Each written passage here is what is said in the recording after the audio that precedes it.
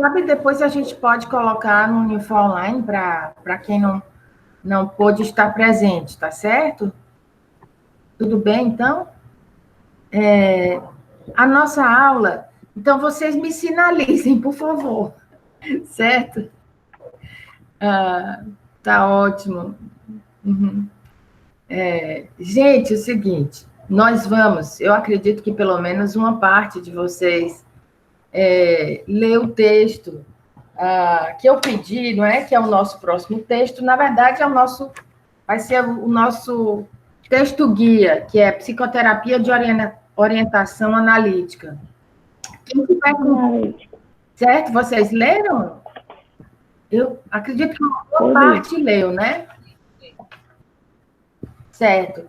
Ele é o nosso mapa do tesouro, pessoal. Eu vou chamar assim, né? Porque realmente ele tem muitas informações, muito conhecimento, muito importante, não é? É um texto que ele concentra, eu diria que uma boa parte desse conhecimento de um atendimento de crianças, mais ou menos padrão, né? Evidentemente que tem alguns tipos de atendimento de crianças que são bem diferentes, bem atípicos, né?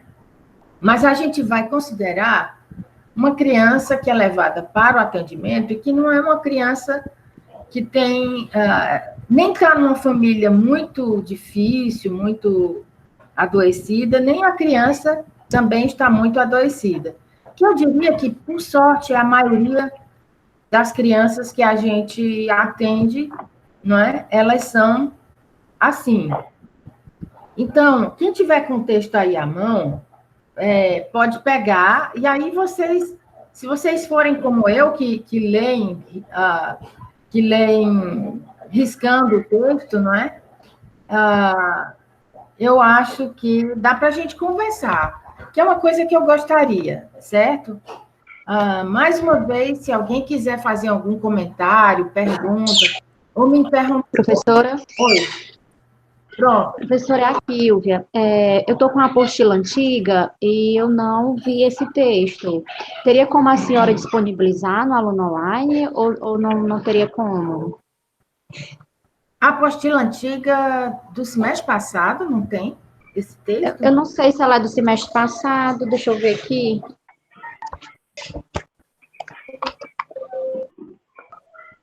Eu não sei qual é o ano, mas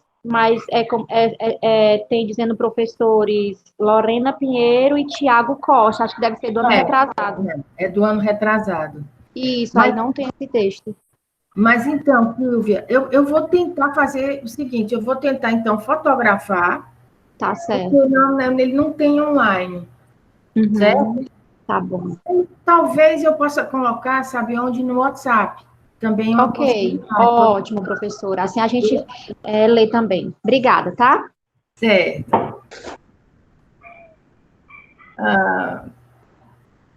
Bom, então, vamos conversar assim, não é? Assim, tem uma parte inicial, que trata um pouco dos dados históricos, mas não é o caso, porque nós já conversamos a respeito disso. A gente poderia ter uma conversa aqui a partir dessa referência de que nos procura uma criança que é uma criança que está com dificuldades, etc., mas que tem uma família razoavelmente funcional, vamos dizer assim, né? Então, no caso, a gente atende inicialmente aquela pessoa que nos procura, não é? Vamos supor que a pessoa que nos procura seja a mãe, né? Então, eu marco um horário inicialmente com a mãe e convido também o pai para participar, não é? Tem uma coisa interessante que eu acho que a gente poderia assim considerar, que é o fato de que muitos casais são casais separados, não é? Então, quando a mãe marca com a gente, ou o pai marca com a gente, eu convido o outro cônjuge para vir também nesse primeiro momento, e sem a criança, certo? Por que vocês acham que a gente pede para a criança ficar em casa, não vir? Por que a gente tem esse primeiro contato, preferencialmente com os pais, não é? Na ausência da criança. Alguém gostaria de falar, assim, só para animar um pouco, eu não ficar todo tempo falando aqui?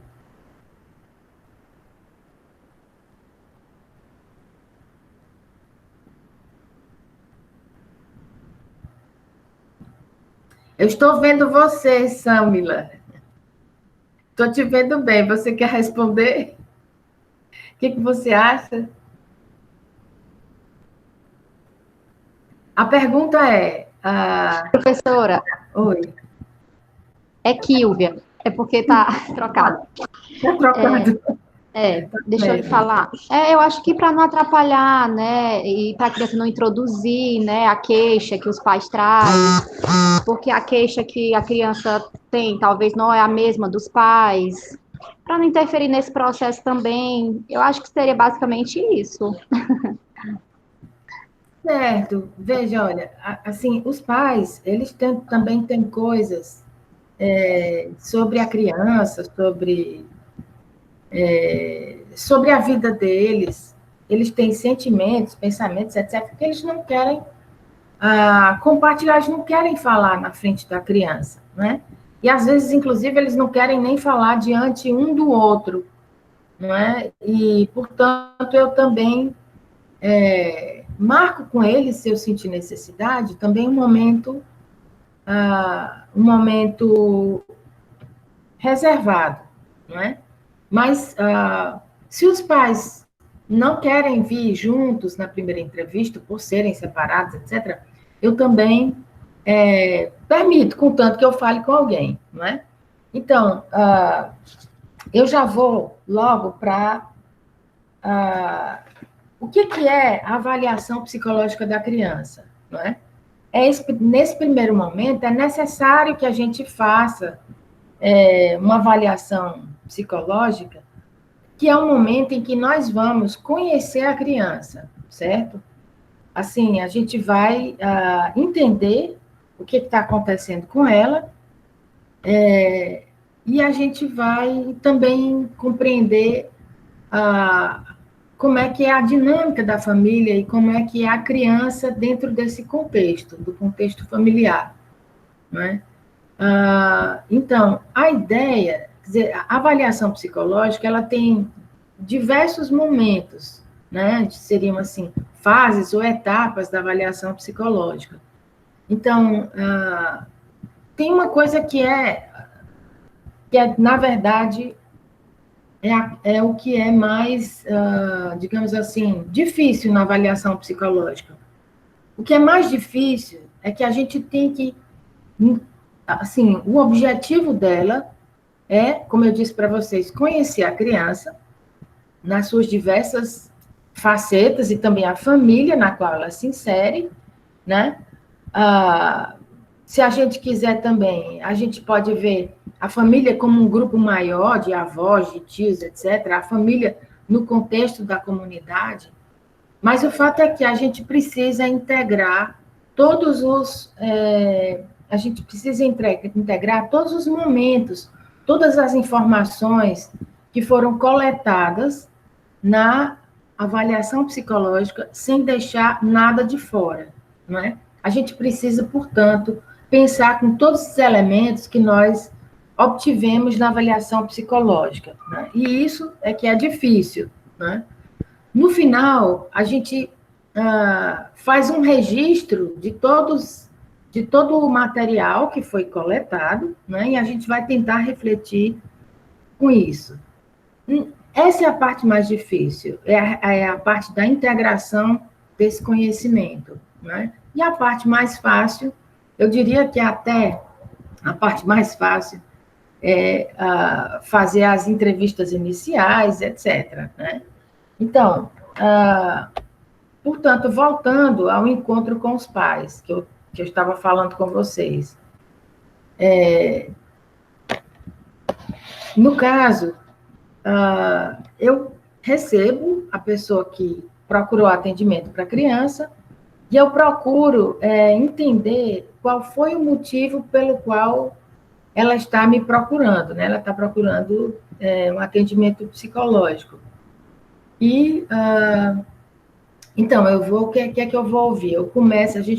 A gente parte da queixa, ou do sofrimento, ou do problema, como os pais estão vendo, não é? Então, uma coisa interessante em relação aos pais, e aí também a gente puxando um pouco, né, para essa questão do vínculo que os pais constroem conosco, a gente percebe que os pais, eles, no primeiro momento, eles estão, e quando eles nos procuram, eles estão numa situação bastante difícil. E bastante difícil porque eles estão se sentindo fracassados, né? Na missão de cuidar, de educar. Então, eles estão se sentindo bem mal, estão se sentindo culpados também, né? E algumas vezes essa culpa é de um tipo persecutório.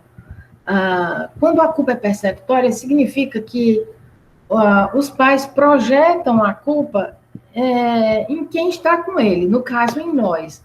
Nós é que estamos culpando os pais por, tal como eles veem, pelo menos um determinado tipo de pai. Né? Então, que ele vai para procura atendimento, né?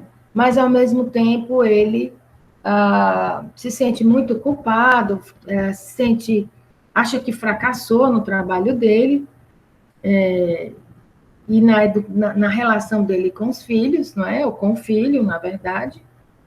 E, portanto, não é um momento fácil para os pais, né? A gente precisa ter bem claro essa questão. E também da facilidade com que eles tiram a culpa deles e colocam na gente a culpa. Então, quando a coisa se torna perceptória, significa que eu estou culpando eles.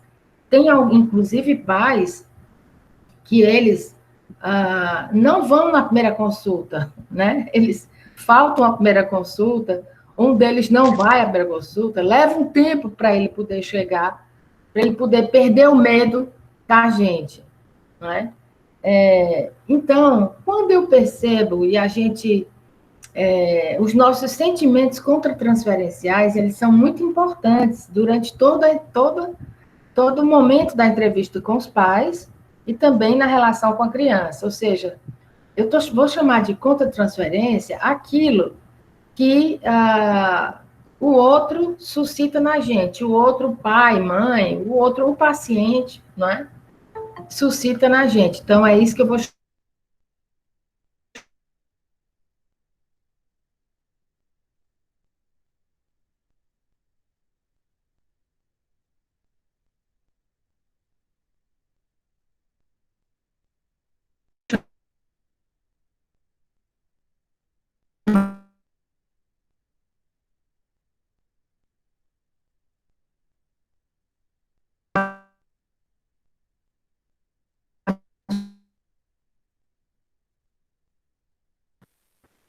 Voltou aí, pessoal? Voltou para mim. Travou também, mas destravou? Voltou, professora. Voltou? Uhum. Então, que bom, que bom.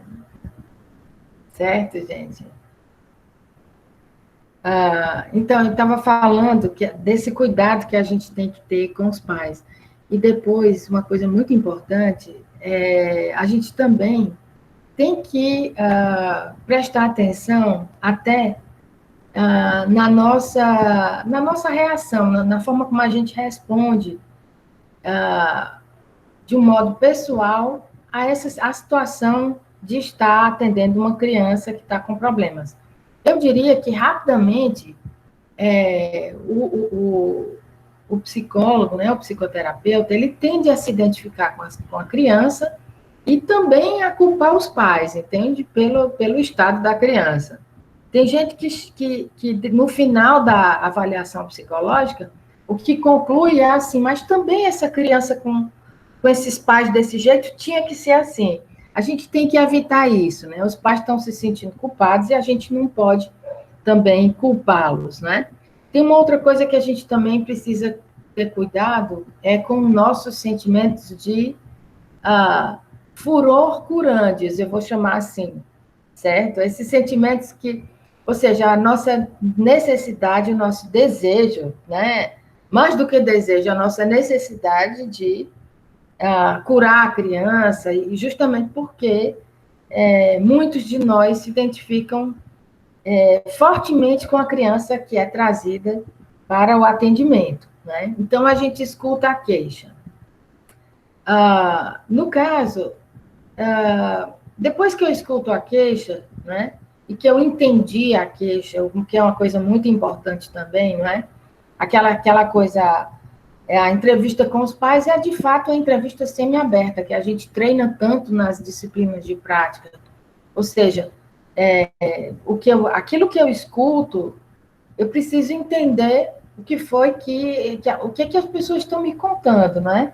Porque algumas vezes elas dizem determinadas coisas e elas têm uma ideia na cabeça do que elas estão falando e eu entendo outra coisa, né? Então, a gente vem muito assim, porque o meu filho é muito danado, ele é muito agressivo, ele é muito agitado, ou ele está muito desinteressado, ou ele é muito quietinho, né? Então, todas essas coisas a gente precisa entender o que é que cada coisa quer dizer, no sentido de, inclusive, uma descrição a nível do comportamento. Então, eu sou bem comportamental nesse momento.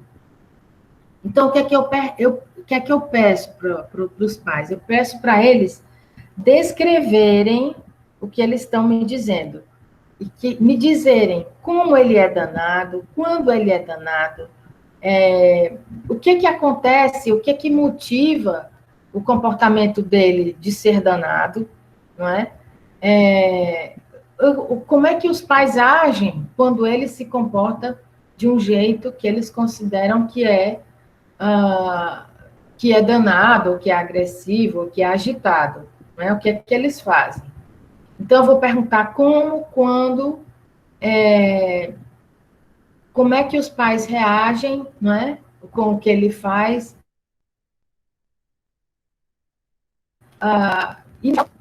Aquelas perguntas que, às vezes, que as anamneses também, feitas em pacientes psiquiátricos, ajudam a gente, não é? Assim, tem determinadas coisas que os pais nos contam que a gente precisa saber quando é que começou, o que motivou, o que eles acham, né, que aconteceu. E veja que as nossas perguntas, elas ajudam os pais a pensarem, né, e também a refletirem sobre o filho, certo? Ajuda os pais a refletirem sobre a criança e o que está acontecendo com ela. Portanto, eu acho, quer dizer, que as entrevistas com os pais, essa entrevista inicial, ela tem um valor por si próprio, não é? Na medida em que leva os pais, a partir das coisas que a gente vai perguntando a eles, e a gente vai refletindo junto com eles, não é?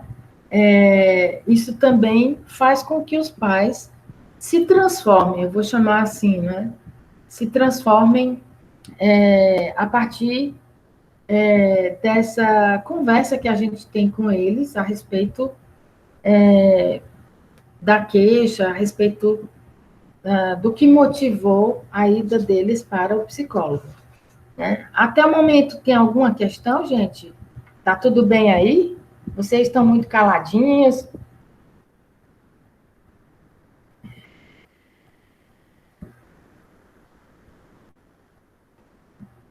Tá, né? Tá todo mundo escrevendo aqui.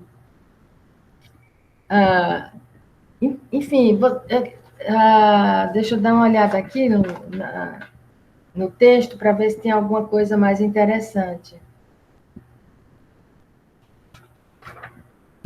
que eu possa aqui comentar com vocês.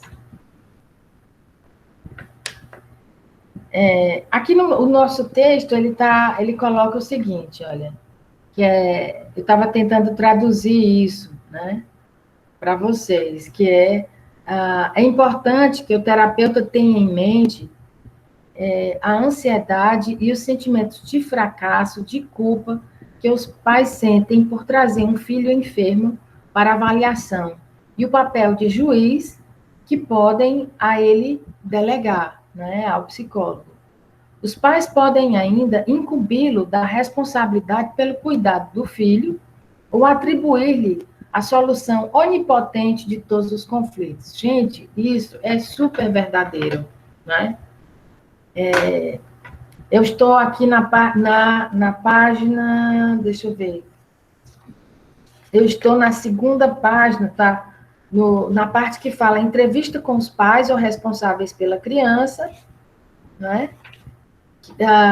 Portanto, eu estou na página 444. 444. Certo? Então, é,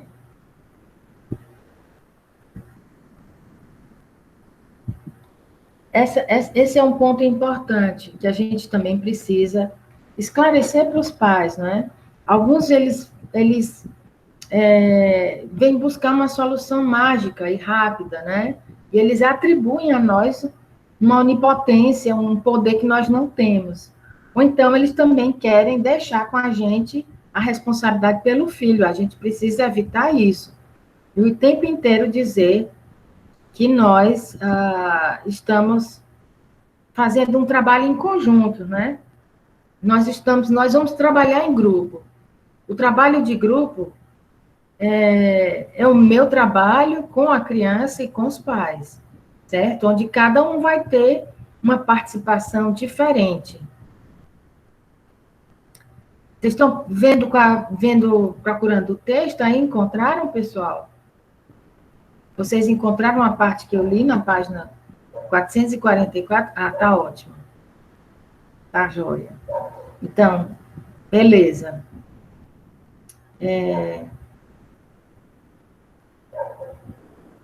Então, só continuando, o avaliador precisa estar atento a estas projeções, né, dos pais nele próprio, de que ele é o salvador da pátria, ou de que ele vai fazer um trabalho sozinho e não precisa da ajuda deles, né? Assumindo desde o início o papel de terapeuta da criança, né? Buscando aliviar os sentimentos dos pais que emergirem em face dos conflitos da criança. Eu já disse para mais de uma vez, pessoal, eu já disse para alguns pais, quando eu sinto eles muito perseguidos, que eu acho que é o problema maior que pode entravar a nossa, enfim, o nosso relacionamento, eu digo para eles que eu não estou aqui para culpá-los, para julgá-los, né? E que eu estou realmente junto com eles, eu estou chegando junto para a gente entender o que está acontecendo e ajudar a criança da melhor forma possível, né? O meu papel, portanto, não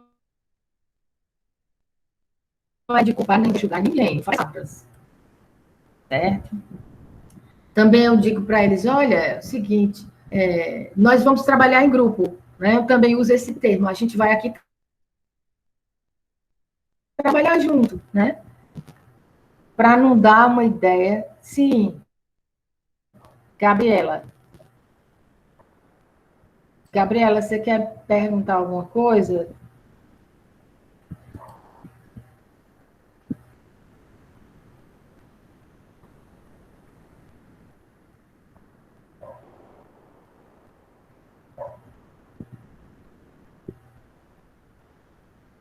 Ah,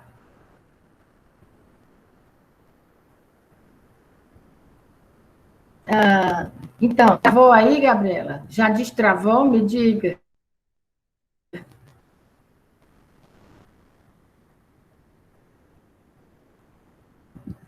Ah, então tá bom. Ótimo.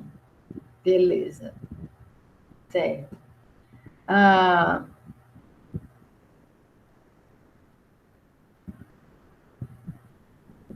então, só repetindo, né? Ah, eu estava falando aqui que eu digo para eles quando eu percebo que é necessário, né? Eu digo para eles que eu que a gente eu não estou ali para culpá-los, né? Eu quero entender o que está acontecendo e como é que ele chegou até aquele momento, como é que a criança chegou até aquele momento, né? Ou seja, como é que foi o desenvolvimento dela. Que eu estou fazendo aquelas perguntas para entender o que está acontecendo, para poder ajudá-lo. O que me interessa, o que me interessa é o que nós vamos fazer daqui para frente, certo? Eu preciso entender o que aconteceu e o que está acontecendo. Mas eu digo para eles claramente, assim, meu papel não é julgá-los, nem culpá-los, mas eu estou ali para que a gente possa entender o que aconteceu e que a gente possa, a partir daquele momento, tentar fazer alguma coisa diferente, né? Enfim, tentar ser diferente,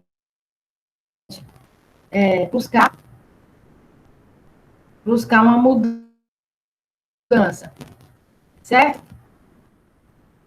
Tá tudo bem aí, gente, ou tá travando muito ainda?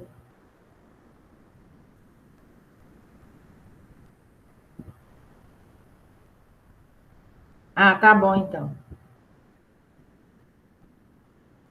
Certo. Ah, então, uma coisa importante é também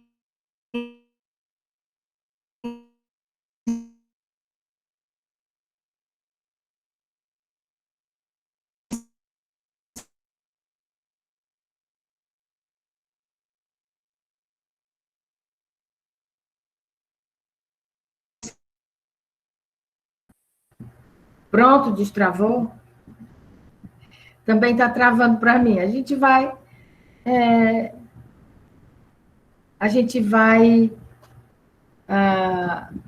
se acomodando aqui, né? Tem uma parte do texto que eu acho muito interessante, que é isso, né? O terapeuta ele busca aliviar os sentimentos dos pais que emergiram em face do conflito da criança e principalmente o sentimento deles de culpa, né? E eu também aviso que eu comunico para os pais que o que é importante, ou que é muito importante, é o que a gente vai fazer daqui para frente. O passado a gente precisa conhecer para poder compreender, não para culpar, né? Então, o estabelecimento de uma boa relação com os pais é fundamental, certo? E a oportunidade de que falem livremente favorece não só a obtenção da história, mas também o entendimento do funcionamento familiar. Então, é preciso a gente criar condições com os pais para a gente poder, para que eles falem livremente, que a gente possa entender o que se passa, então, com a criança e na relação entre eles e os filhos, né, e a criança.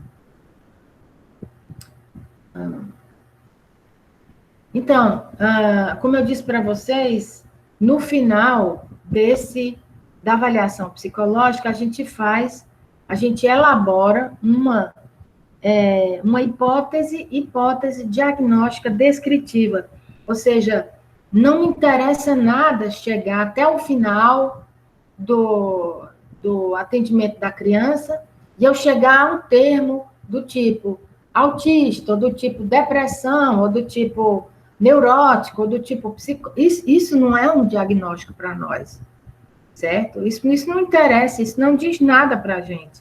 A gente tem que descrever a criança. Ou seja, eu entendo aquele conjunto de manifestações que a criança está apresentando foi denominado de depressão, foi denominado de, enfim, transtornos psicossomáticos, né? Foi denominado de psicose. Mas esse nome sozinho não quer dizer nada. Eu preciso entender como é que esses elementos se manifestam na criança, entendeu? Por que eu cheguei no final e cheguei a essa conclusão? Olha, eu estou diante de uma criança que tem fortes traços psicóticos, ou que está psicótica nesse momento. Eu estou diante de uma criança que ela é border, né? Mas eu preciso muito mais do que isso. Eu preciso descrever e saber como é que esses elementos estão encarnados nela, como é que ela encarna isso, né? Como é que ela expressa essas questões, né? Então, no caso, pessoal, depois que eu escuto a queixa dos pais, eu faço um contrato relativo à avaliação psicológica. O que é um contrato?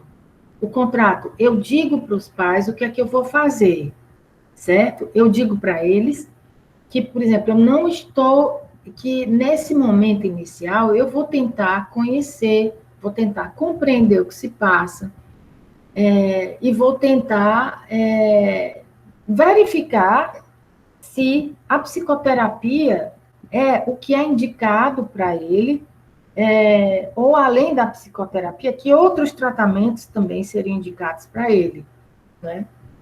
Então, eu deixo bem claro que eu estou ali, quer dizer, o meu papel é um papel, inicialmente, de conhecer, de transmitir para os pais também o resultado desse processo, porque depois que a gente tem entrevistas com eles, depois que a gente examina a criança, a gente retorna para os pais também, para dizer para eles qual foi o resultado desse estudo inicial que nós fizemos, e o que é indicado para a criança, certo? Pessoal, tudo bem até aqui? Vocês têm alguma pergunta, alguma observação que queiram fazer? Não, tudo bem, Rosane, tá dando para entender. Tá, joia. Quem falou agora foi a Luísa. A Luísa. Luísa. Tá bom, Luísa. Eu não estou usando a câmera porque fica cortando aqui, mas eu também prefiro com câmera, né? Porque fica cortando aqui, aí não fica legal. Tá certo. Então, que bom, Luísa, que bom. Então, gente, no contrato também eu digo para eles que eu vou conversar com os pais, eu vou vê-los algumas vezes, certo? Eu vejo os pais tantas vezes quantas forem necessárias, certo?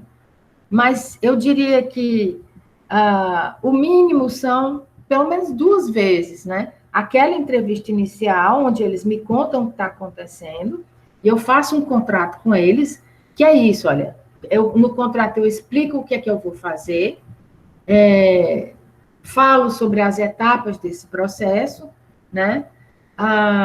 Falo sobre dias, combino horários com os pais, e também na clínica particular a gente combina o valor desses encontros, certo? E aí a gente escuta os pais também, a gente vê quais são as demandas deles, não é? No sentido de que eles realmente compreenderam que eu não estou tratando, né? Sim, a Vanessa que está falando comigo. Alguém me fez uma pergunta. Diga qual é, Vanessa, que sumiu aqui. Não consegui ver você.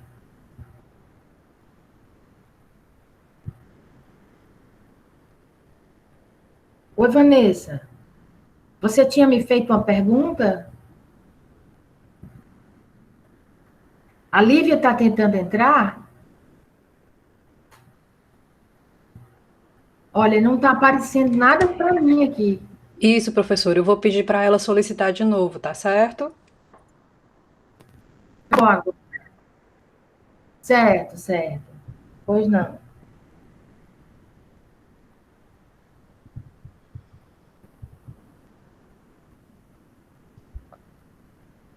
Já pedi, tá certo? Obrigada. Certo. Não apareceu nada, viu, Vanessa, Eu pedi para aqui. ela no, Para eu mim. pedi para ela no grupo do WhatsApp solicitar de novo. Não sei se ela já pediu. Tá bom. Não pediu. Por enquanto, não. Então, gente, voltando aqui, a gente estava no contrato da avaliação psicológica, não é? Então, pelo menos são 2 encontros que eu tenho com os pais. Nesse primeiro encontro, eu faço um contrato com eles, né? Explicando o que é que eu vou fazer, qual é o objetivo, quando vai ser feito, né? Ou seja, os dias, os horários, etc. E também eu explico para eles o valor que eles vão acertar comigo, de a gente, também a gente acerta isso por encontros, né? Por encontros. A gente não tem, não, é interessante porque alguns pais, eles querem que a gente diga assim, olha, nós vamos ter tantos encontros com você, tantos encontros com a criança, etc. A gente às vezes não consegue isso, porque pode levar mais tempo, né? Mas então a gente tem que ter mais ou menos uma média, né? De 2, 3 encontros com os pais, e geralmente eu tenho 3 encontros com a criança. Isso aí eu posso garantir para eles que eu vou ter 3 encontros com a criança, né? Então, depois, quando os pais que eles entendem, né, que a gente está fazendo uma avaliação psicológica, né, e que eu chamo de fases da avaliação psicológica, ou etapas da avaliação psicológica, que mais ou menos isso, a gente tem entrevistas com os pais, a gente tem aquilo que também é chamado de a hora de exame da criança, mas não é só uma hora, pode ser 3 ou 4 horas, e a gente tem uma entrevista devolutiva no final desse processo, né? Então, no segundo momento, né, vamos supor, no segundo dia, aqueles pais que concordarem, né, com esse processo, eu então começo a entender como é que é a vida da criança no momento, certo?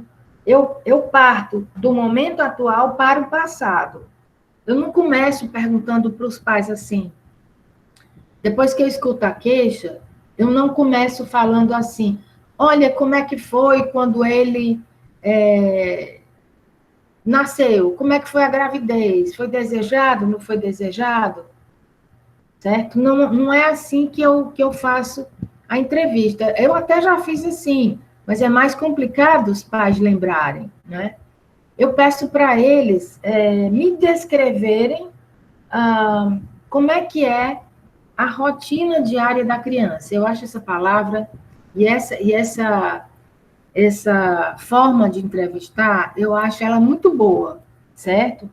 Porque a gente vai entender como é que é o dia a dia da criança, né? A vida atual, e isso nos economiza um bocado de tempo, né? E também permite uma série de... permite que a gente compreenda várias coisas que às vezes nem estavam na nossa anamnese, né? Coisas que nem entram na nossa anamnese. mas que a gente entende quando a gente pede para os pais descreverem com detalhes o que acontece com a criança, né? O dia a dia dela, a vida diária dela, a rotina diária dela, né? Quando a gente faz essa pergunta, geralmente eles respondem, tem uma resposta bem breve. Não é porque ela acorda de manhã, vai para o colégio, depois volta, almoça, depois faz os deveres e tal. A tendência deles é falarem assim. Mas eu chego para os pais e digo assim, não, olha, eu vou querer que vocês me falem com detalhes. Por exemplo, ele dorme onde? Né? Ele dorme no quarto dele, ele dorme só, enfim, que alguém mais dorme com ele, não é? Veja que a gente já está buscando, já está entrando num elemento assim bastante delicado, que é essa questão de pais e de famílias que a gente encontra, que elas não se separam, né? Elas têm uma dificuldade muito grande de se separar. Então, geralmente, elas dormem juntas, aglutinadas, né? Tem pais que dizem, não, ele não dorme no meu quarto. Tá bom, ele dorme com quem? Aí a gente vai ver que ele dorme com a irmã, né? Dormem os dois no mesmo quarto. Ele não dorme só no quarto dele, né? É interessante isso, né? Assim, isso nos dá uma pista muito muito certeira da dinâmica da família, né? Depois, então ele dorme, vamos supor, ele dorme no quarto dele, daí ele acorda que horas, né? Bom, aí ele acorda tal. Quem acorda ele? Você acorda ele? Ele acorda? Só não, sou eu que acordo ele. Tá bom, então, como é que ele faz enfim, como é que ele faz o asseio? Como é que ele se prepara, não é, para de manhã, né? Então, é interessante porque a gente vê crianças grandes, né, 8, 9 anos, que os pais escovam os dentes dela, dão banho, né? Alguns vestem a roupa da criança dormindo, né? Outros, por exemplo, a gente descobre que elas tomam mamadeira, né? Impressionante, com 10 anos, 10, 11 anos, ele ainda toma mamadeira. Mas tem crianças que têm uma desenvoltura, que têm uma independência maior e que a gente percebe que algumas vezes eu diria que é uma independência até precoce em alguns deles, não é? Que a gente percebe que eles estão muito pequenos e, assim, muito sozinhos também. Se espera que eles façam tudo só, né? Enfim, a gente vai vendo um pouco como é que é essa interação. Se é uma interação onde as crianças, elas estão muito entregues a elas mesmas, né? E algumas vezes a gente percebe isso porque quando a gente pede esses detalhes, os pais não sabem contar nada, né? Eles não sabem nada disso que eu estou colocando para vocês. Mas eles não dizem assim, não, a gente não sabe o que acontece com eles, né? Eles ficam meio que enrolando, né? Mas, e outros não, outros pais. E é muito interessante, porque mesmo numa situação em que as mães trabalham fora, em algumas dessas famílias que todos são aglutinados, né? Todos têm uma relação simbiótica, etc., a mãe não está em casa, mas ela deixa uma babá super eficiente, né? Que faz mamadeiras de meia hora para a criança, certo? Ou que prepara, geralmente, coisas assim, pastosas, né? E aí ela toma num copo maravilhoso, com canudo, que parece um seio fantástico, né? Mas que são crianças super dependentes, né? Então, essa questão da rotina, portanto, outras vezes a gente encontra crianças, por exemplo, que elas veem muito pouco os pais, né? Realmente ficam muito muito com o empregado, às vezes a empregada é maravilhosa, muito boa, muito eficiente, a mãe quer isso mesmo que ela seja, né? Então, tem uma pergunta aqui da Lisa, que a Lisa sumiu a sua pergunta antes de eu conseguir ler. Dá para você fazer novamente?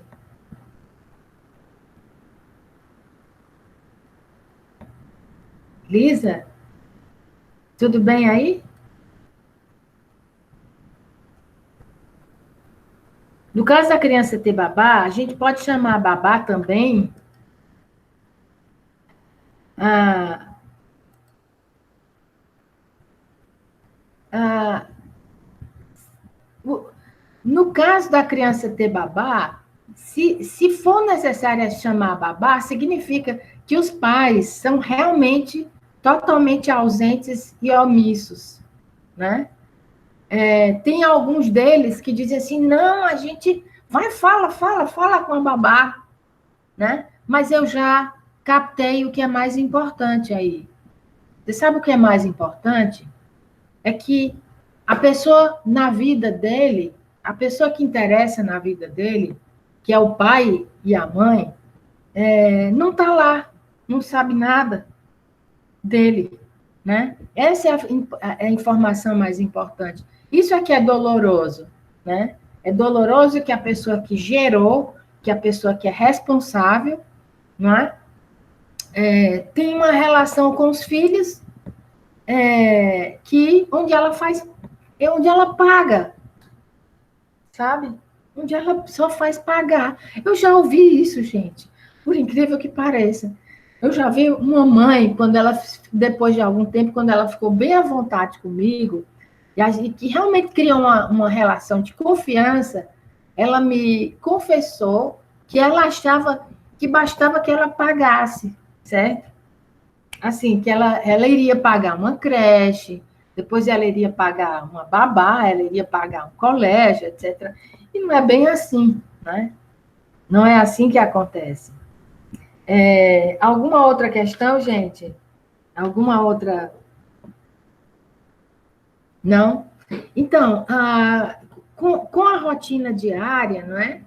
Essa rotina diária permite que a gente veja como é que a família se relaciona, como é que ela funciona, como é que essa questão da proximidade ou da distância, ou do desconhecimento que os pais têm a respeito dos filhos, e aí a gente vai lá e se identifica um pouco, conseguindo entrar na pele do filho, ver que é possível que ele esteja sofrendo porque as pessoas importantes na vida dele não estão lá para ele, né?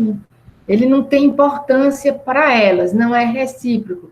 Isso por si só já é bastante doloroso, né? A gente também vê onde a criança dorme, com quem, essa questão do asseio e do cuidado com ela própria, ela tem, quem é que tem, né? Enfim, o que é que ela come, né? São coisas importantes também. E até se ela tem uma rotina, tem famílias que não têm rotina nenhuma, existem famílias caóticas, né? É muito difícil de sobreviver e de existir, de produzir, de criar dentro dessas famílias, dizendo, famílias que, assim, as crianças ficam praticamente entregues a elas próprias, elas não têm horário para nada, os horários são elas que fazem, né? E aí fica bem complicado mesmo, né? Quando não tem também adultos que dê alguma diretriz para a criança, né? Isso também é bem difícil. Então, existem crianças, por exemplo, e a gente passa a entendê-las pelo tipo de sono, né? Pelo tipo de alimentação, pelo tipo de cuidado que elas têm com o corpo delas, ou que outras pessoas têm com o corpo delas. E a gente também tem uma coisa importante também, que é o desempenho escolar dela, né? Como é que ela é na escola.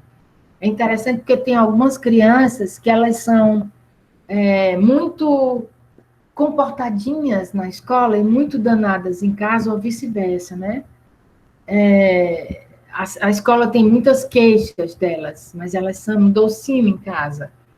ou também pode ser o contrário, né? São crianças fortemente cindidas, essas que têm comportamentos, têm muito divergentes do comportamento delas, né?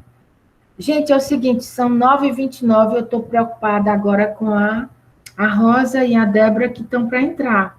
Vocês gostariam de fazer alguma pergunta, comentário, etc.? A gente pode se despedir aqui? Sim? Então, Thaís está dizendo, não, professora, entendi. Ai, que bom, gente, vocês gostaram? Que maravilha, fico muito feliz com isso.